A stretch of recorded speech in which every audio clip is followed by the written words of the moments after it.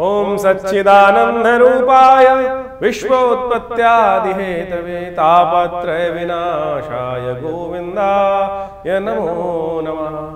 कृष्णाय वासुदेवाय हरये परमात्मने प्रणताक्लेशनाशाय गोविंदाय नमो नमः। नमस्कार, स्वागत है आपका आचार्य वाणी में। मैं आचार्य डॉक्टर विक्रमादित्य आपके साथ हूँ और आज का विषय हमारा है कि तुला राशि, शुक्र प्रधान तुला राशि वालों के लिए वहीं 16 तारीख की दिन बात करें तो अद्भुत दिवस है। उस दिन विशेष तौर पर समझें जन्माष्टमी का योग बन रहा है, शनिवार है, अष्टमी तिथि विद्यमान है और ग्रह आपकी राशि के दृष्टिकोण से देखा जाए तो परिवर्तन का योग बनाएंगे।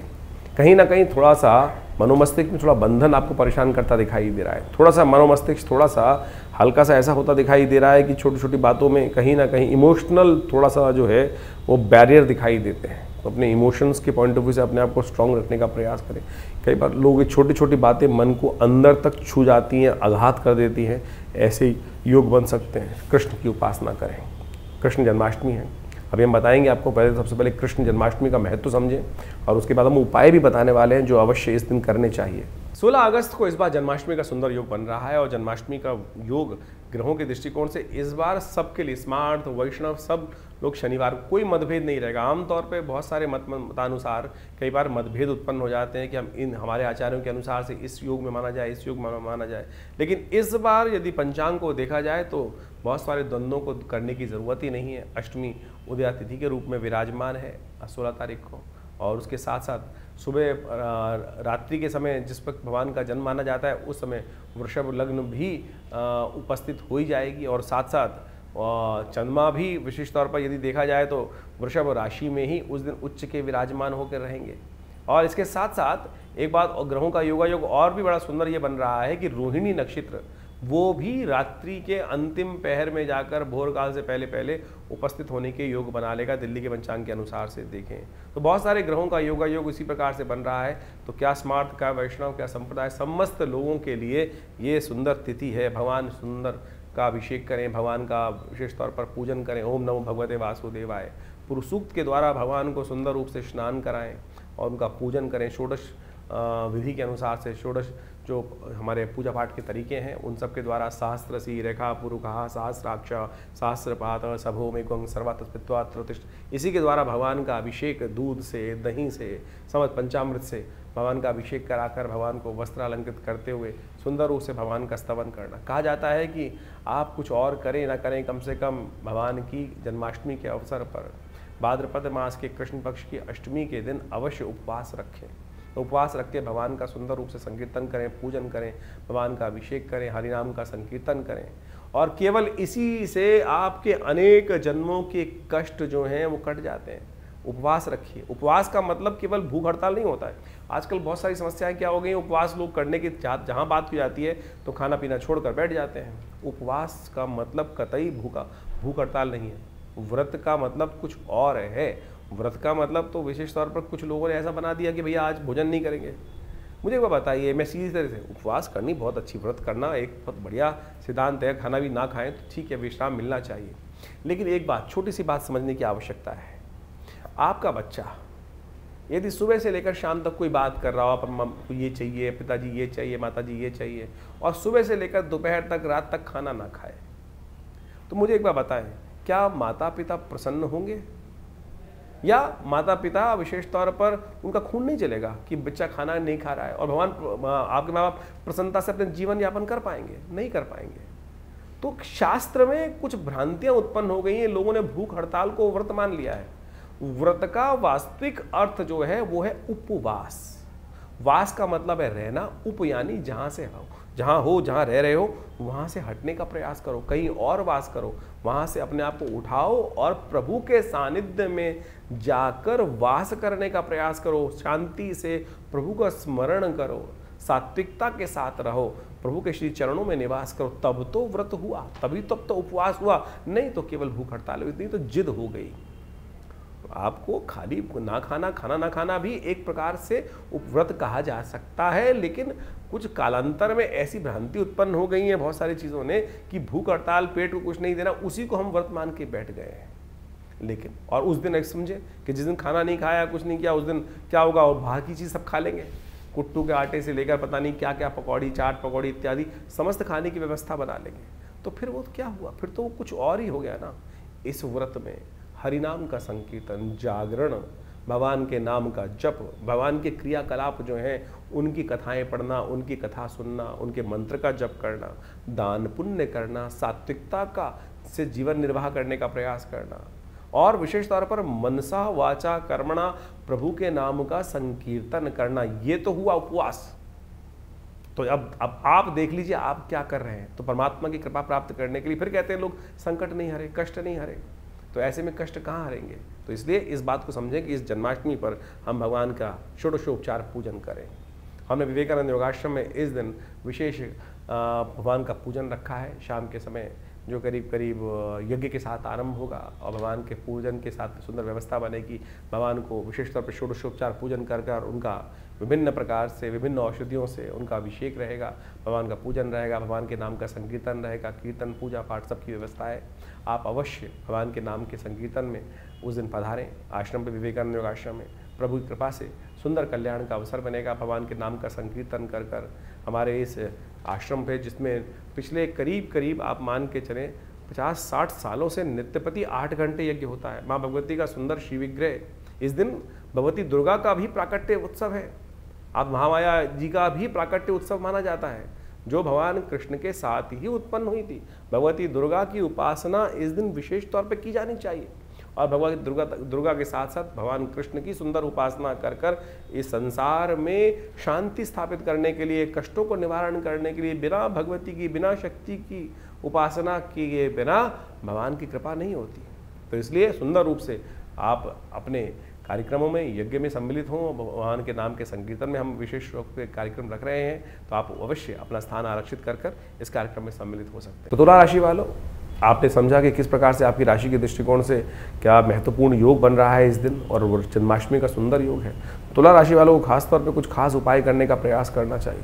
भगवान को हो सके तो गंधोदक से अवश्य स्नान कराने का प्रयास करें। पंचामृत के अंदर थोड़ा गंध, जो विशेष तौर पर चंदन इत्यादि डाले जाते हैं, कपूर केसर कपूर इत्यादि सब मिलाकर भगवान को उसे स्नान का अवश्य कराने का प्रयास करें। ये आपके लिए खास उपाय है आपकी राशि के दृष्टिकोण से भी, और सब प्रकार से भगवान को जो वस्त्र भी पहनाएं उसमें गंध अवश्य उपस्थित करने का प्रयास करें। गंध यानी आप विशेष तौर पर इत्र के रूप में उसको प्रयोग करने का प्रयास करें, चंदन का इत्र, और खासतौर पर कदम्ब का इत्र भी भगवान को, वैसे तो सबसे श्रेष्ठ भगवान को कदम के पुष्प माने जाते हैं, तो ऐसे में कदम का इत्र भी यदि भगवान को आपकी राशि के दृष्टिकोण से चढ़ाया जाए तो बहुत सुंदर योग बनेगा इस दिन। और इस दिन हमने विवेकानंद योगाश्रम में बड़ा कार्यक्रम रखा है कि समस्त लोग अपने घर घर जो लड्डू गोपाल होते हैं, हम सब देखते हैं वृंदावन में बड़े सुंदर तरीके से, मथुरा में बड़े सुंदर तरीके से भगवान का स्नान कराया जाता है, लेकिन हम अपने घर में किस प्रकार से करें।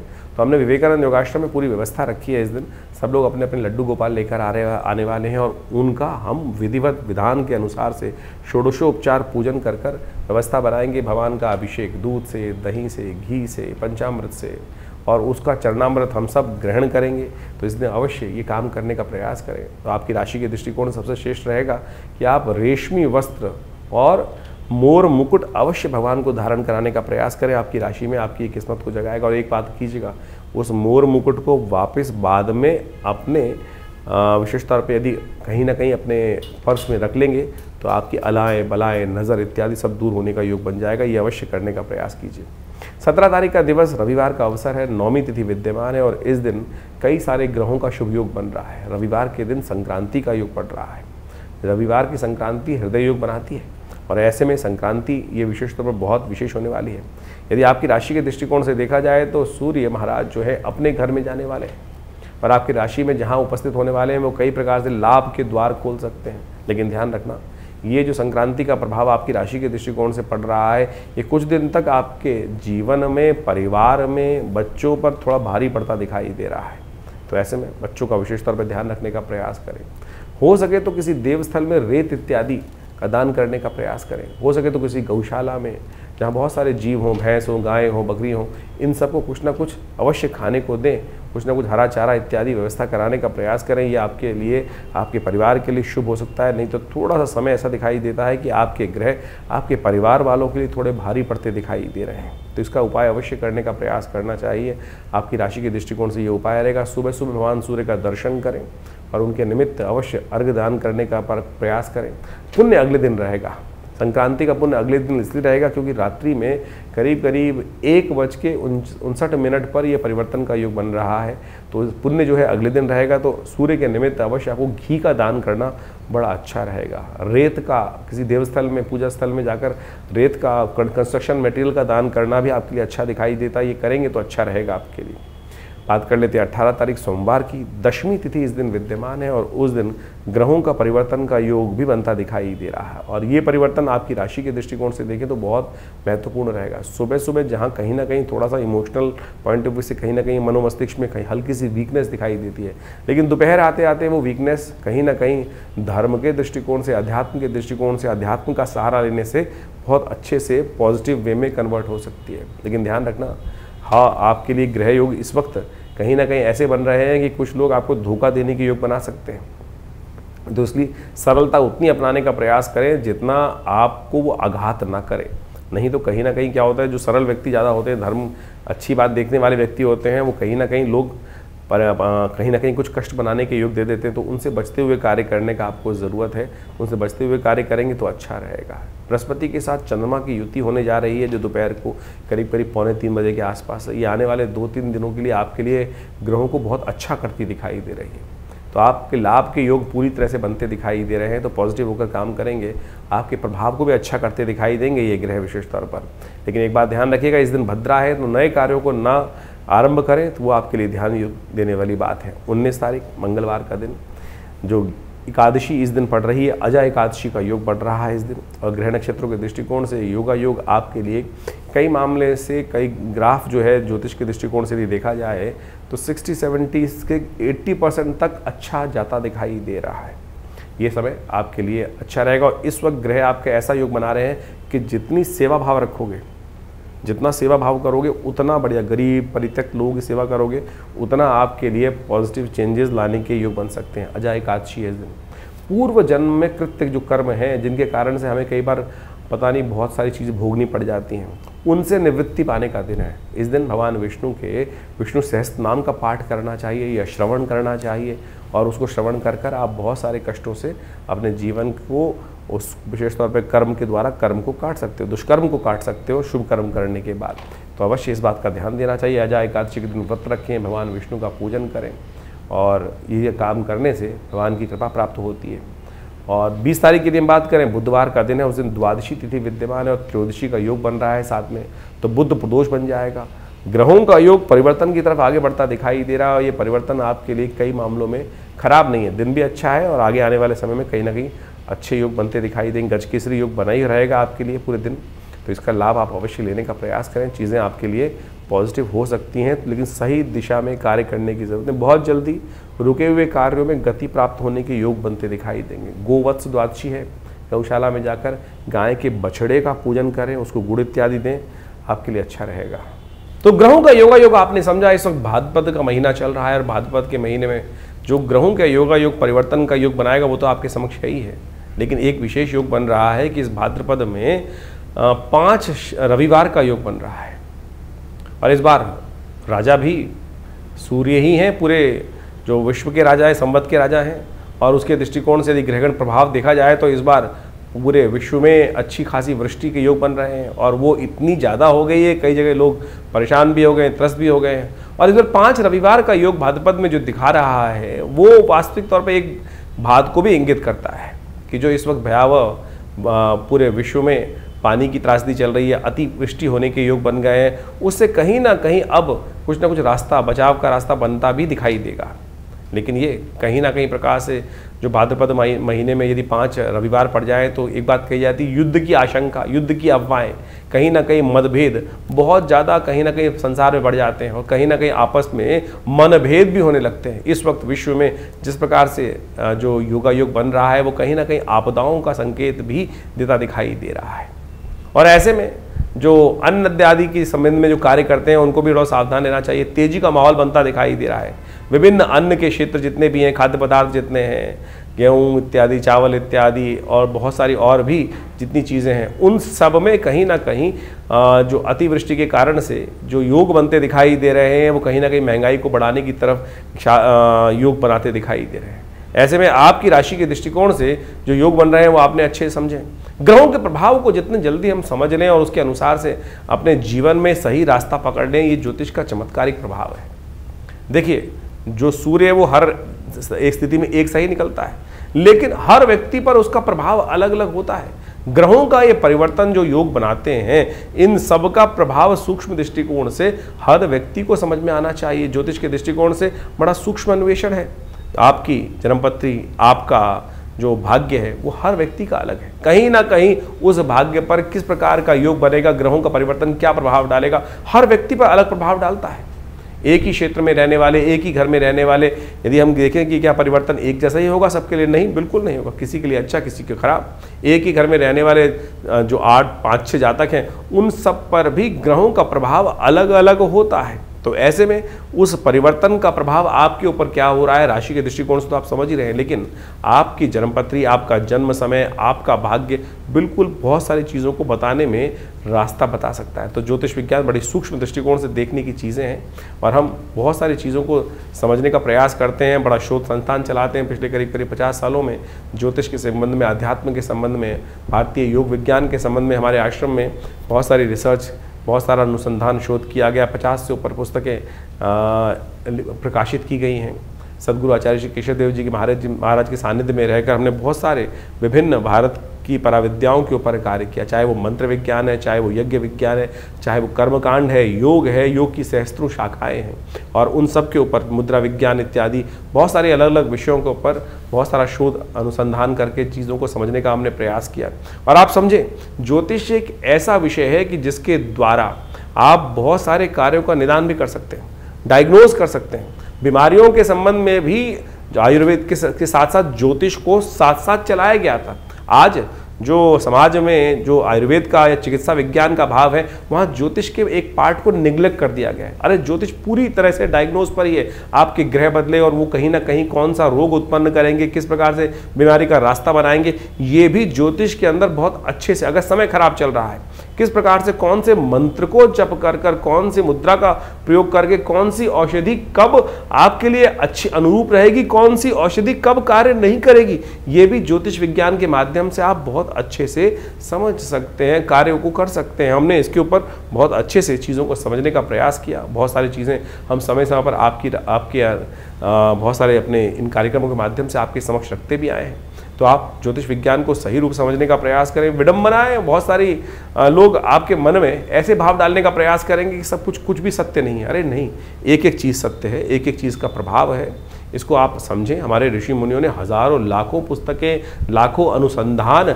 हमारे समक्ष उपस्थित किए हैं। हर ऋषि, करोड़ों ऋषि हुए आज तक हो चुके हैं, और उन सब ने अपने शोध हमारी भारतीय संस्कृति में जगह जगह बताए हैं, और लोग उसका प्रभाव देखते भी आए।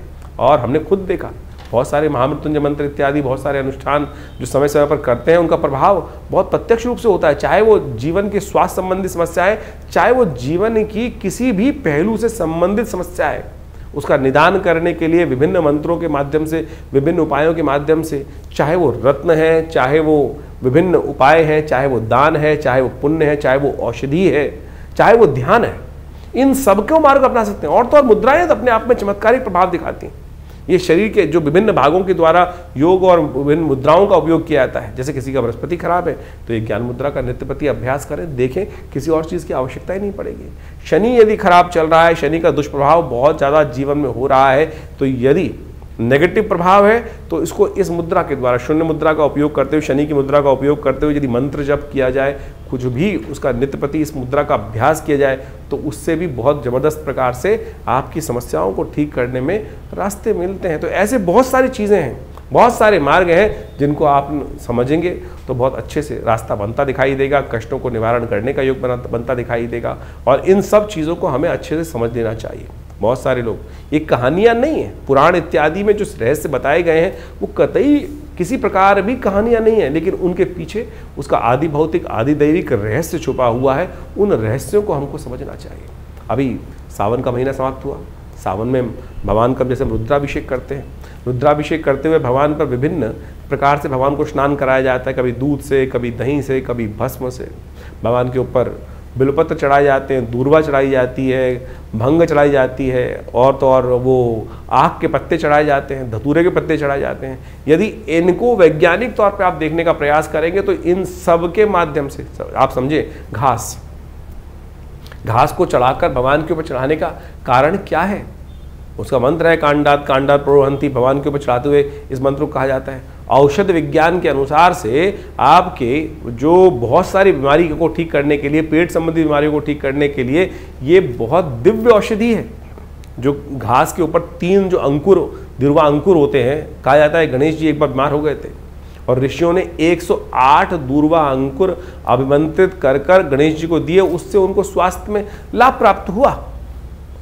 इसी प्रकार से विभिन्न जो चीज़ें हमारे क्रियाकलाप कर्मकांड के सिद्धांत से भारतीय संस्कृति में बताई गई हैं, पुराण इत्यादि में चीज़ों में बताए गए हैं, वो सब के सब क्रियाकलाप बहुत रहस्यपूर्ण हैं, परम वैज्ञानिक हैं। औषधीय दृष्टिकोण से भी उसको अच्छे से समझा जा सकता है। तो आप इन सब को समझें। हम समय समय पर आपकी राशि के दृष्टिकोण से बहुत सारी चीज़ें बताते हैं, लेकिन जन्मपत्री भी उसका बहुत विशद विषय है और वृहद विषय है। साथ साथ आपके हाथ की रेखाएं, मस्तिष्क की रेखाएं और ये सब का सब शरीर की जो विभिन्न आकृति विज्ञान है, वो ज्योतिष के अनुसार समुद्र शास्त्र के माध्यम से इन सब रहस्यों को अच्छे से समझकर हम जीवन में उत्थान की तरफ आगे चलें। और भारतीय संस्कृति परम बहुत सुंदर रूप से उपस्थित किए गए इन सब रहस्यों को, तो आप यदि इन सब चीज़ों को समझेंगे तो बहुत बढ़िया आपके लिए बहुत सारे विषयों को अच्छे से हम बताएंगे। आश्रम के द्वारा जो प्रकाशित पुस्तकें हैं वो आप हमारी वेबसाइट पे जाके देख सकते हैं।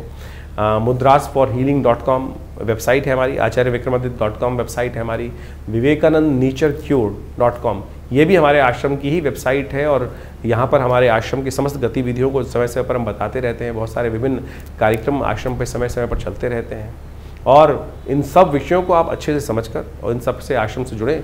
और स्वागत है आप सबका हमारे यहाँ जो नित्य प्रति कार्यक्रम होते ही हैं। रविवार को विशेष कार्यक्रम में, यज्ञ में आप सब लोग सम्मिलित हो सकते हैं। सुबह 8 बजे से लेकर करीब करीब 10 साढ़े 10 बजे तक भंडारे के साथ बड़ा यज्ञ और स्वाध्याय इत्यादि का कार्यक्रम चलता है हर रविवार को। और आप सब अपने विषयों को लेकर आश्रम पे उपस्थित होंगे तो हम अवश्य जो भी भगवान की कृपा से रास्ता बनेगा अवश्य आपके साथ बनाएंगे। जीवन में कल्याण का मार्ग प्रशस्त हो, आप सबको आशीर्वाद, कल्याण हो, भगवान का कृपा आपके साथ हमेशा बनी रहे।